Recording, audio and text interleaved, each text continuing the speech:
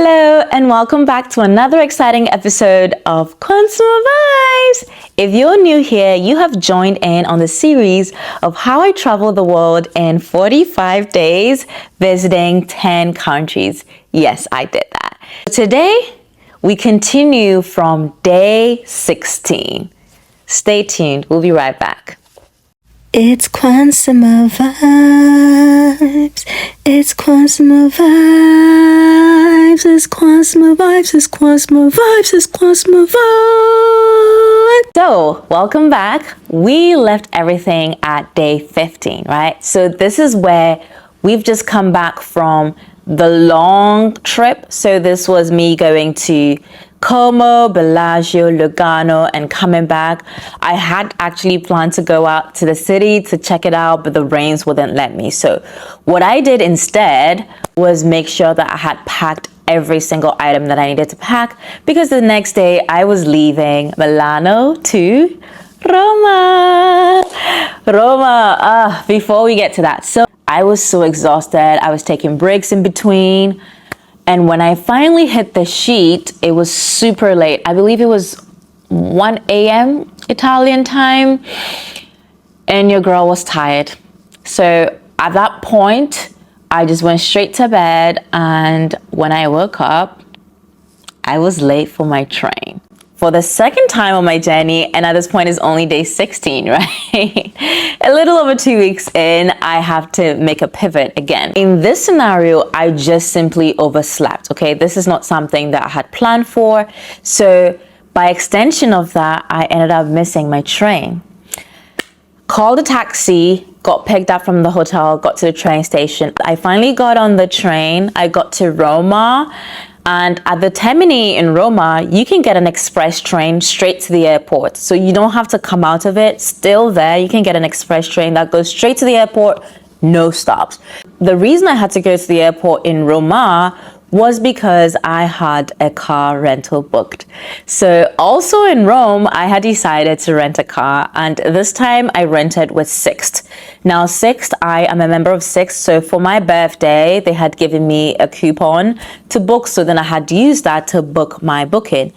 And when I was looking at the booking, I chose automatic. So when I got there, they asked me, hey, you chose automatic, so that is an electric car. Would you like to switch out to fuel? That would cost you an additional €72 a day. And quickly I'm doing the math in my head and I'm thinking, well, I'm going to be renting this for 4 days times 4. I'm looking at close to €300 thereabouts. I'm like, I don't know that I want to drop €300 on this right now. I'll just take the electric. So I pick up the car, go back to my hotel, check in. After I put my bags away, I am at this point very hungry. I went to this really nice restaurant.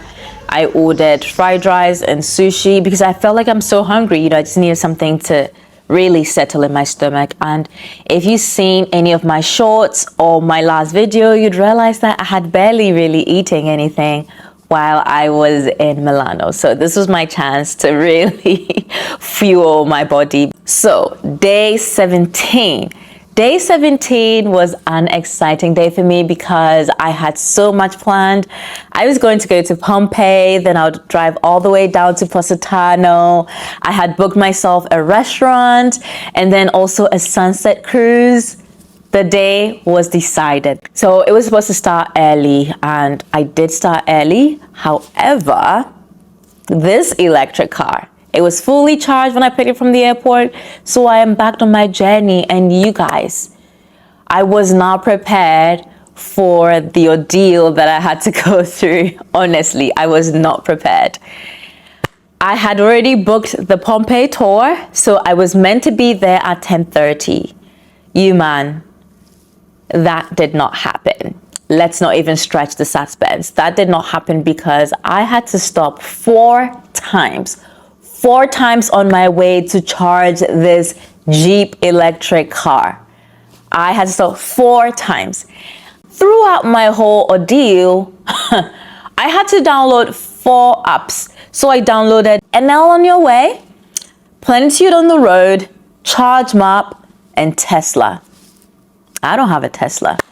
But I had to download all these 4 apps because, get this, and I don't know if this is the experience for most electric car drivers, but depending on the charger station you go to, you just might need to download a new app.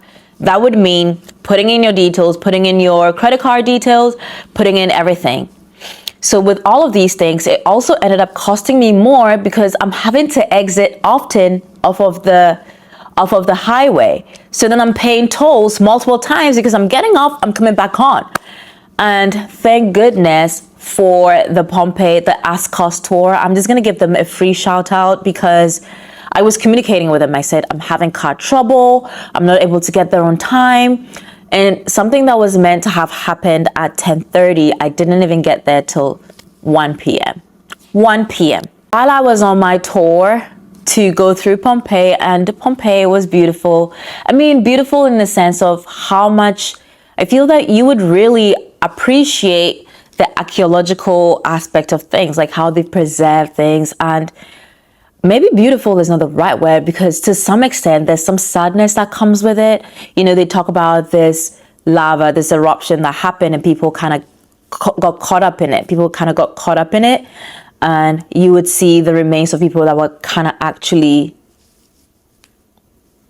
yeah, it's really deep. But you also get to see some of the things of old, like, you know, the pathways that we went, how they kind of moved about, which old cars they used. You'd see some traditional bakeries, ovens, and how it was done, how people lived, the bathhouses that they stayed in. All of these things are important part of history. And Pompeii, it makes you know that Pompeii really existed and there were people that lived here prior. And, you know, they go on to show you history of like where the rich people stayed, where the poor people stayed. I had the opportunity to look through like a rich person's house, and it's interesting. They always had the rich folks stay downstairs and the poor people upstairs, just in case there was an emergency. The rich will be able to escape much quicker than the servants. You would also learn of things of like how tiles were made. They literally handcrafted these tiles, and it was so beautiful to see. It was amazing. I really enjoyed, you know, understanding this tour.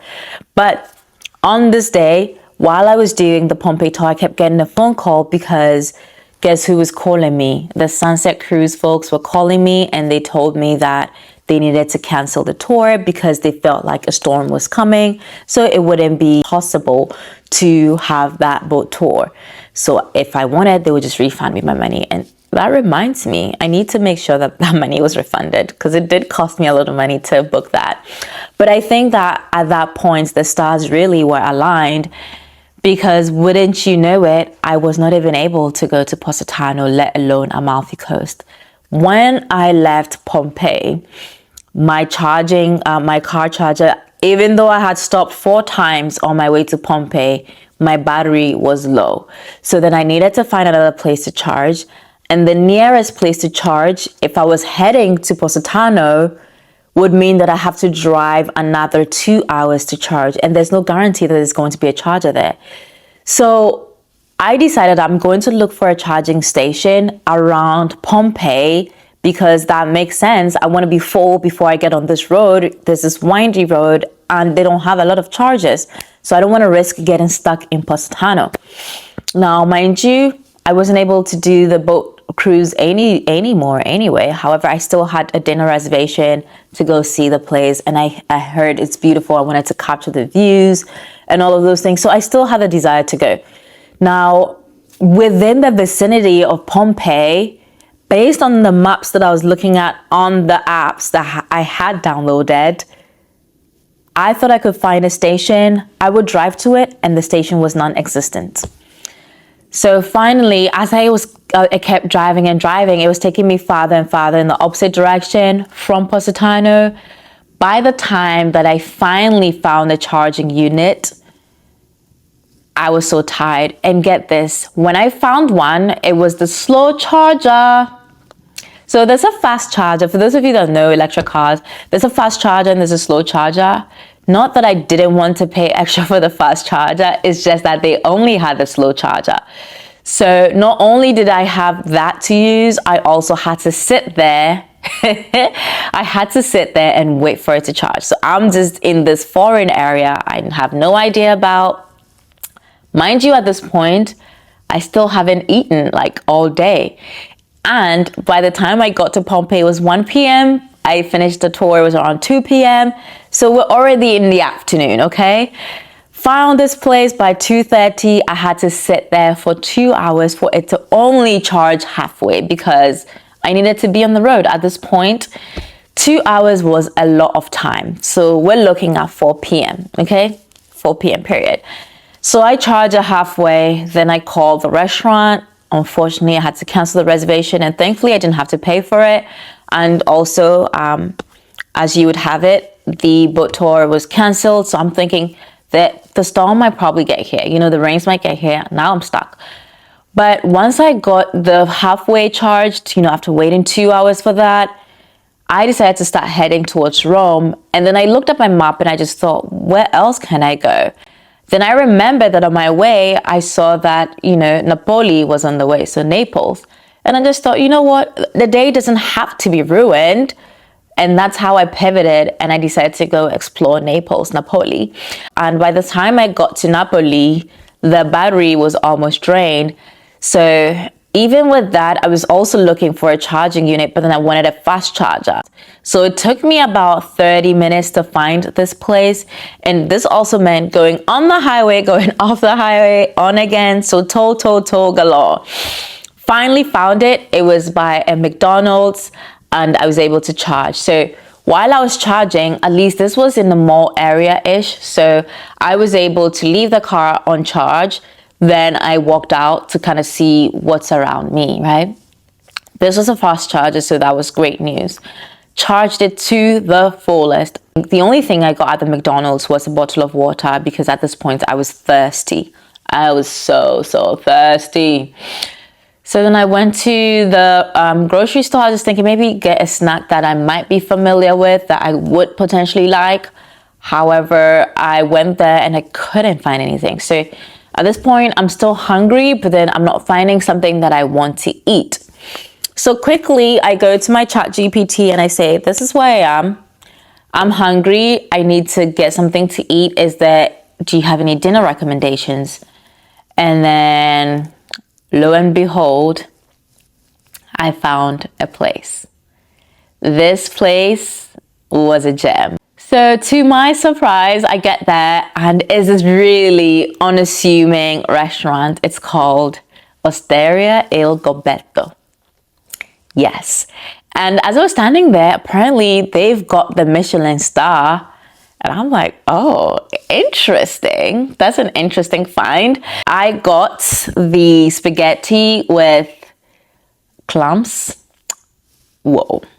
That was finger licking.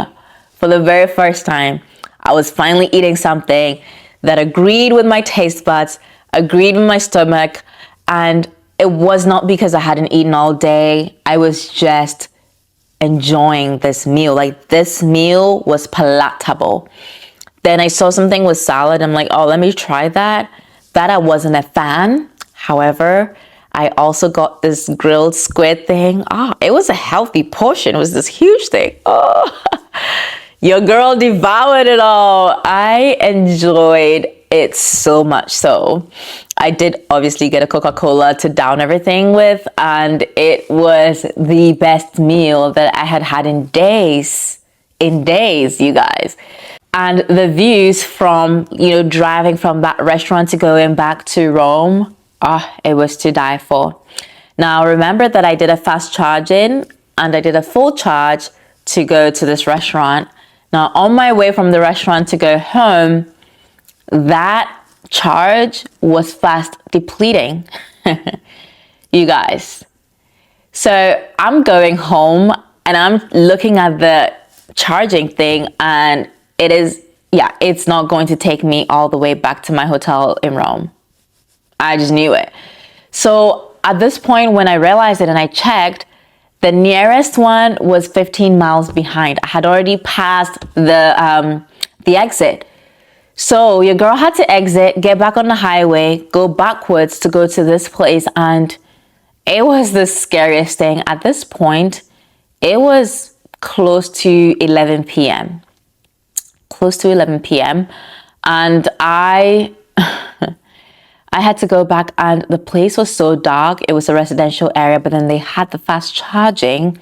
So this whole time, my family, knows that I'm traveling by myself. They're keeping an eye out for me and all of these things.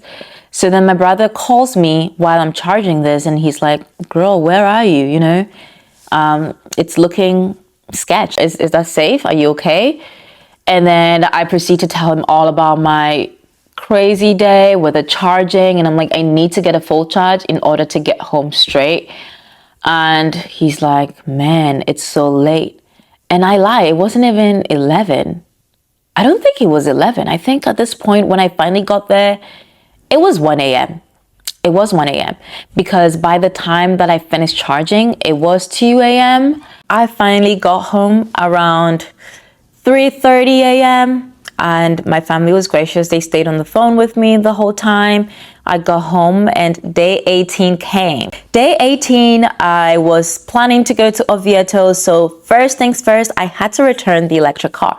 I needed to return the electric car because no more. Did not want to have anything to do with all of that. All the charging, all the tolls, and I ended up spending 300 euros and more for all of that. So I said enough was enough. So when I got to the car rental place at the airport and I told them my plan to switch out, they said, "Well, unfortunately, we'll have to close it out and rent you a new car, and you'd have to pay 500 euros for the day to get that fuel car." 500 euros. Okay. And I said, "You know what, can I just check this out and get my balance for the day?" And they said, "You know what, sure. Here you go."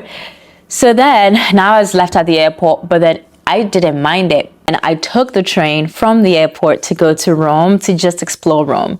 Now, on my way there, because I didn't have plans to really truly stay in Rome to explore, I had to look up things that I could do. So first things first, I booked a museum tour at the Leonardo da Vinci Museum. It's near the Vatican City. And then I also booked the Big Bus tour. So having these two things in my arsenal, I decided to just do that.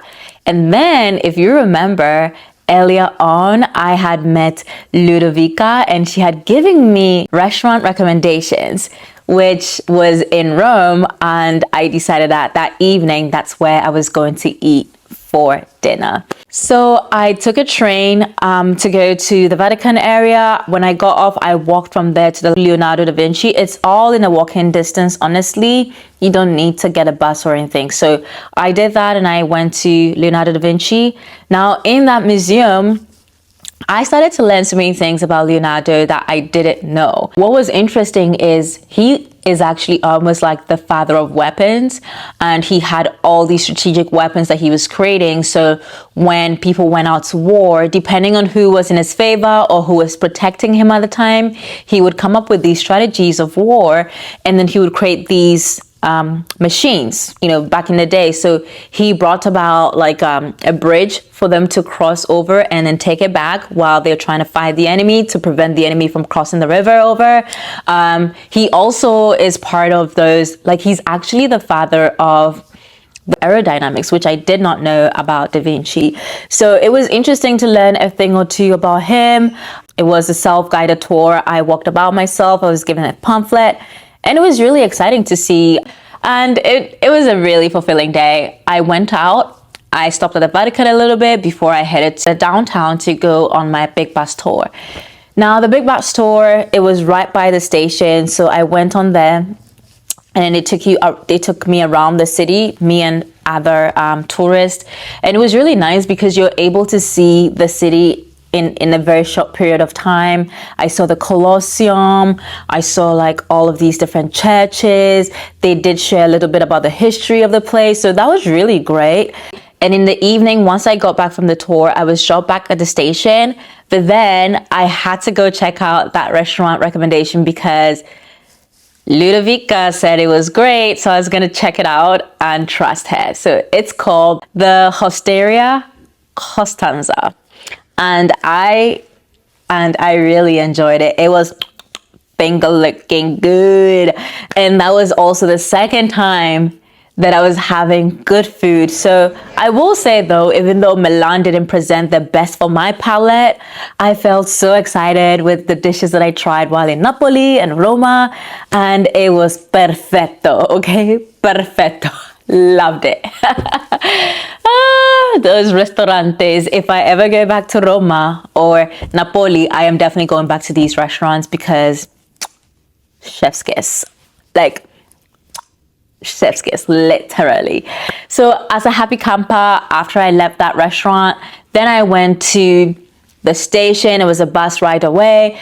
Then I was able to get on the express train straight to the airport. Since my hotel was closer to the airport, I did that and I took a taxi from the airport home. So day 19, remember, I no longer had a vehicle. I've returned the rental. So I put my name on the list for an airport shuttle. I paid the fee and I was bussed right from the hotel to the airport. So straight away, you know, day 19 is travel day. I am leaving the beautiful city of Roma to go to Not So Fast. If you're interested to know where I went next, come back next week to find out which country I went next. Now, that country surprised me. Let's just leave it at that. Well, thank you so much for sticking with me and staying along with this journey. I cannot wait to share the next country with you. If you did enjoy this content, make sure you like. You can share with all of your friends. Also, subscribe. So thank you so much for sticking with me. Have a wonderful weekend. See you same time next week. Ciao. Arrivederci.